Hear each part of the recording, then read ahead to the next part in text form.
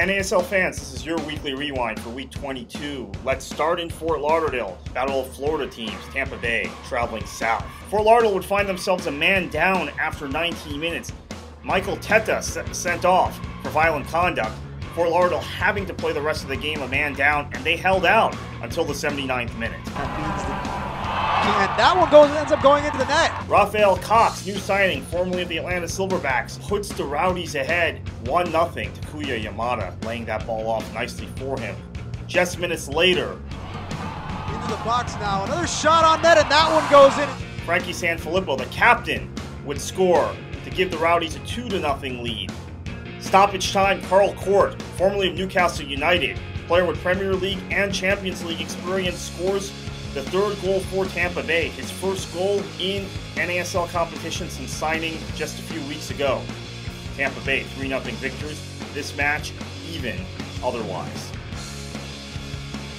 Onward we go. Blaine, Minnesota. Minnesota hosting San Antonio. Coleman, good ball. Ibarra. Walker! Miguel Ibarra lays this ball off beautifully for Amani Walker to give the Stars a 1-0 lead, wearing their pink jerseys in honor of breast cancer awareness. Great finish for Amani Walker. Good to see him on the score sheet again. But San Antonio, the league leaders, would come back. Back to his left foot. Hans Dennison levels it at 1. Look at this beautiful finish by Dennison, splitting the defenders, putting it past Matt Van Oekel. Let's hear from Manny Lagos. I thought we started brightly, and then when we got the goal, we dropped our level a little bit, and that's disappointing. But like I said, I still thought we played well enough to win the game. Stats in this game favored Minnesota, but San Antonio escapes with a draw. They push their lead to 4 points in the NASL table. On to Edmonton, Clark Stadium, FC Edmonton, facing the Atlanta Silverbacks.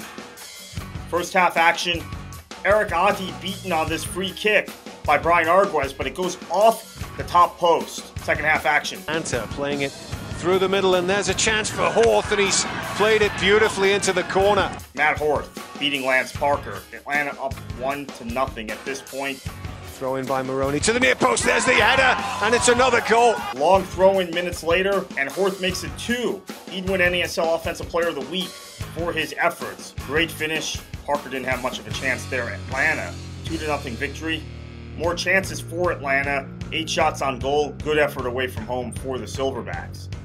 Final game of the weekend in Puerto Rico with the Islanders hosting the Carolina RailHawks. First half action, great save there for Richard Martin.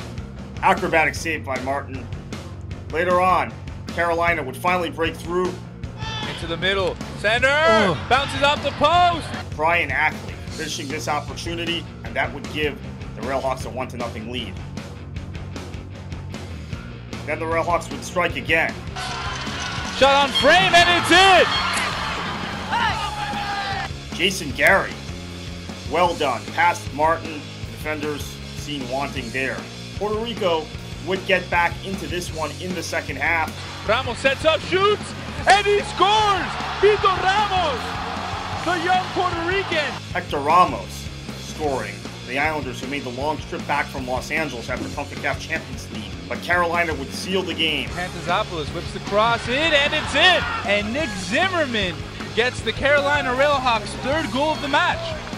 Ty Cipollani setting that up. Nick Zimmerman finishing it. 3-1 for the RailHawks. NASL standings, San Antonio 4 points clear atop the table ahead of Tampa Bay. Puerto Rico has also clinched a playoff spot. Carolina and Fort Lauderdale very close to clinching playoff spots. Minnesota in good position as well to qualify. That's been your NASL Weekly Rewind. We'll catch you next week.